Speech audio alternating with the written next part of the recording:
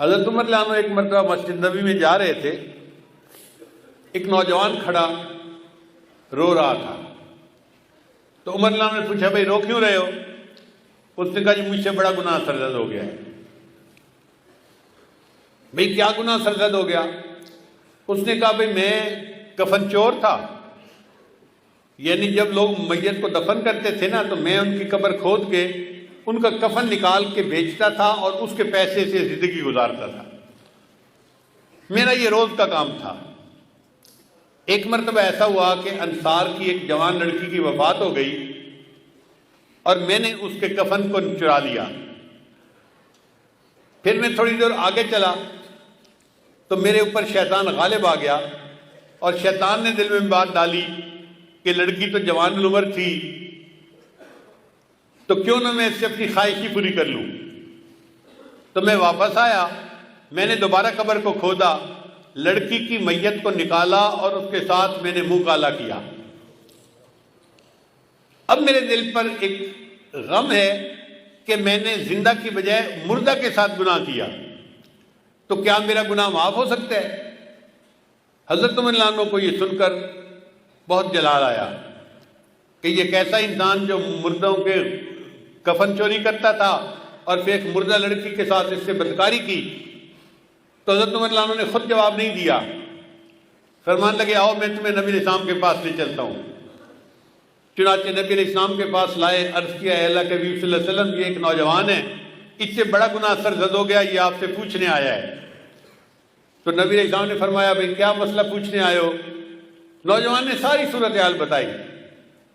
جب اس نے یہ بتایا نا کہ میں نے تو مردہ لڑکی کے ساتھ گناہ کیا، تو نبی علیہ السلام کو بھی بہت جلال آیا اور نبی علیہ السلام نے اس نوجوان کو ڈانٹا کہ تو اتنا جو ہے وہ سنگ دل اور جیسے بندہ بات کرتا ہے۔ تو نبی علیہ السلام نے اسے ڈانٹا کہ تجھے ذرا حیا نہ آئی کہ تو نے ایک مردہ عورت کے ساتھ بدکاری کی، یہ کیا وہ کیا۔ جب اس نوجوان نے دیکھا کہ نبی علیہ السلام بھی مجھے ڈانٹ رہے ہیں تو وہ وہاں سے کھسک گیا اور وہ مسجد نبی سے نکل کے سیدھا باہر دیہات میں گیا، ویرانہ تھا جہاں۔ 40 دن تک وہ نوجوان اللہ کے سامنے روتا رہا، اللہ میں اعتراف کرتا ہوں کہ میں نے یہ گناہ کیا، لیکن بخشنے والا تیرے سوا اور کوئی ہے تو نہیں، تو اللہ مجھے بخش دے۔ اتنا اس نے آنسو بہائے، اتنا اس نے اللہ کے سامنے عاجزی ظاہر کی کہ اللہ رب العزت نے جبرائیل علیہ السلام کو نبی علیہ السلام کے پاس بھیجا۔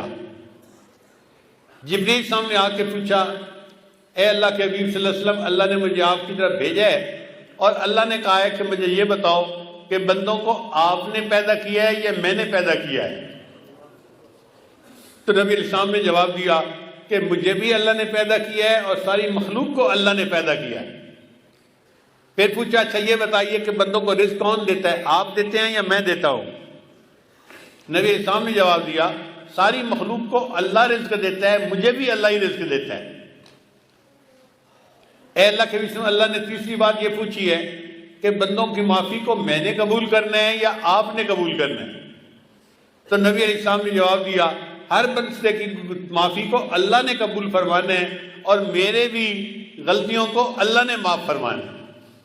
جب نبی علیہ السلام نے 3 باتوں کا جواب دیا تو جبرائیل السلام نے کہا مجھے اللہ تعالیٰ نے بھیجا ہے آپ کو یہ بتانے کے لیے کہ وہ جو نوجوان آپ کے سامنے آیا تھا اور اس نے گناہوں کی معافی کی بات کی تھی اور آپ نے ذرا ترش روئی سے جواب دے دیا، وہ بچہ یہاں سے سیدھا ویرانے میں چلا گیا۔